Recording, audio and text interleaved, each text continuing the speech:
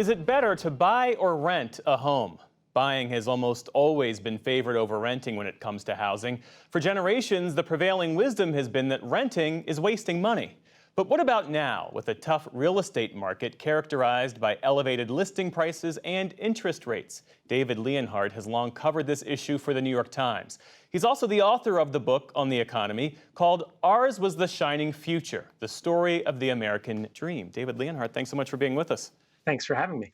So considering this daunting real estate market, limited inventory, interest rates for a 30-year fixed somewhere between 6.5% and 7%, and a median U.S. home price of $420,000, what is a prospective home buyer to do? Is renting these days actually a better option?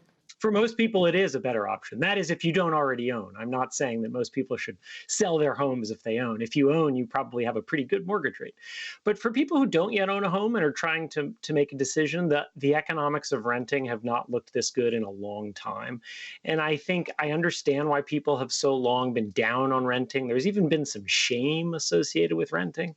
And I think it's important to say, look, for most people right now who are trying to figure out whether to buy or rent, renting is the smarter option financially. You'll save money. And there's a reason there's so much of a sense that Americans should never rent, which is we have this huge industry, the real estate industry, that makes a lot more money from selling homes than renting them. And it helps to get out this message that people should buy rather than rent, when in fact, many people should rent.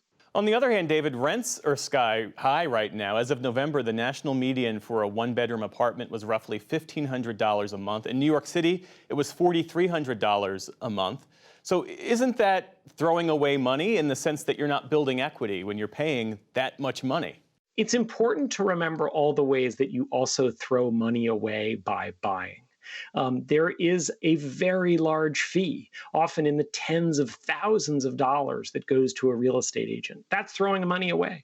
You're paying the bank huge amounts of interest, and the mortgage interest deduction reduces that interest, but it doesn't eliminate it. That's throwing away money. It's giving it to a bank. You have to do repairs when you own a home, often repairs that don't really add to the value of the house. Like if your roof is leaky and you have to fix it, you have no choice but to do that. That's not a renovated kitchen. It's just throwing money away to keep you where you are.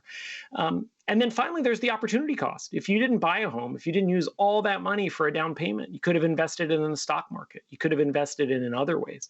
And so it's true that renting involves throwing money away, but so does buying.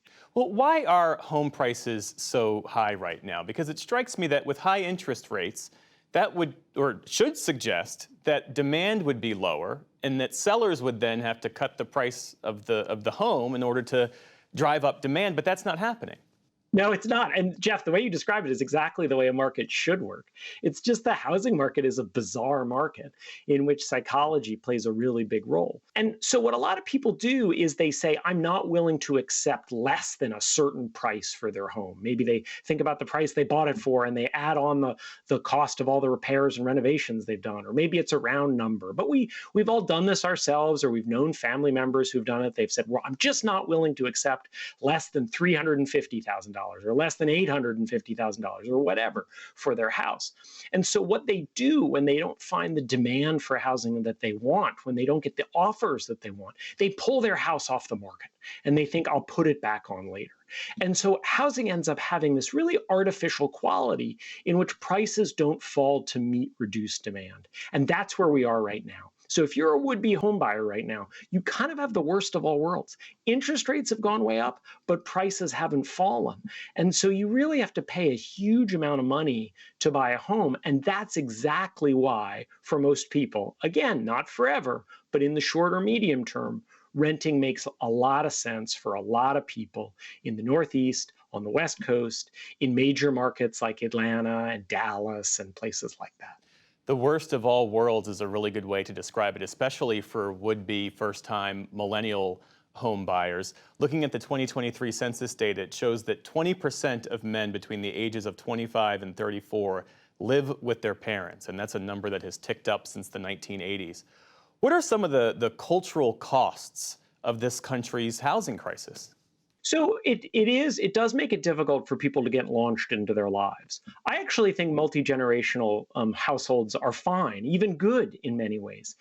Throughout much of human history and in many other places, multi-generation households let younger people take care of older people. They allow families to spend more time together. But obviously, if younger people want to leave their house and they can't, that's a problem because you want people to do what they want to do. And so what we've seen is that we have a large amount of generational inequality in our country. I understand that older people may have their own frustrations, but older people have really had a lot of benefits of the American economy. They got to buy into the housing market when it was cheaper. If they're in their 60s or 70s, they got to buy into the stock market when it was much cheaper than it's been over the last several decades. And it's really been much harder for younger people to get themselves established.